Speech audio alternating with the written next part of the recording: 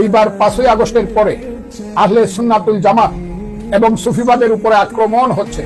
যে সুফিবাদের মাধ্যমে এই দেশে প্রথম ইসলাম এসেছিল, সেই ওলিয়া উলিয়া গাউস কুতুবরা না আসলে, সেই হযরত মাইনুদ্দিন চিশতি রাহমাতুল্লাহ আলাইহি, হযরত শাহজালাল ইয়ামিনী মুজাদ্দিদি ইয়ামিনী রাহমাতুল্লাহ আলাইহি না আসলে, সেই বাইজিদ বুস্তামিরা না আসলে, এই সমস্ত ওলিয়া আল্লাহ না আসলে এই দেশে মুসলমান হতো কিনা, বাঙালি জাতি মুসলমান হতো কিনা, এটা আজকে বলা বড় দুষ্কর।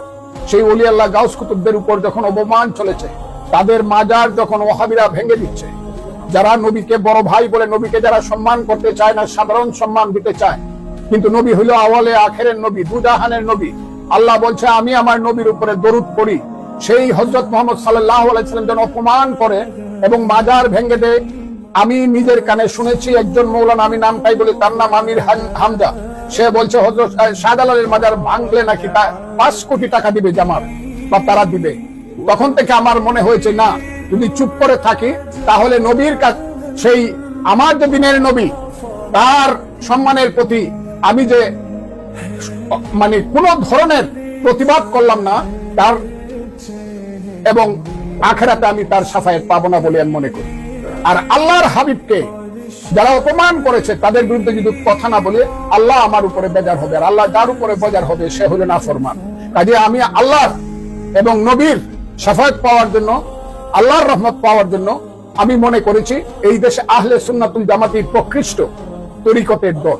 এখানে শরীয়তে তরিকত, হাকিকত, মারেফত, যে যে লাইনে ইচ্ছা চলবে, শুধু 5টা বেসিক জিনিস মেনে চলবে সবাই, কালিমা, নামাজ, রোজা, হজ, যাকাত। এর বাইরে লাইন, তরিকার লাইন যা আছে সবাই করবে। কেউ আহলে হাদিস করবে, টঙ্গীর ইসলামায় গিয়া কেউ তাবলীগ করবে, আমি মাজারের কাছে গিয়া আমি আল্লাহর নাম নিব, এই ওলি আল্লাহদের শানে। কারণ আমরা মনে করি, আমিও বিশ্বাস করি, ওলিয়া উলিয়া গাউস কুতুব দরবেশদের আত্মা জীবিত থাকে।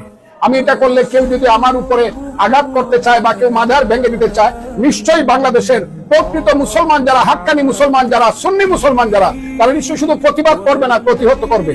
এবং আমি দেখলাম রাজবাড়ীতে একজন মানুষের লাশকে কবর থেকে তুলে তার লাশ পুড়িয়ে দেওয়া হয়েছে। নাউজুবিল্লাহ, যারা এই কাজ করেছে তারা মুসলমান না।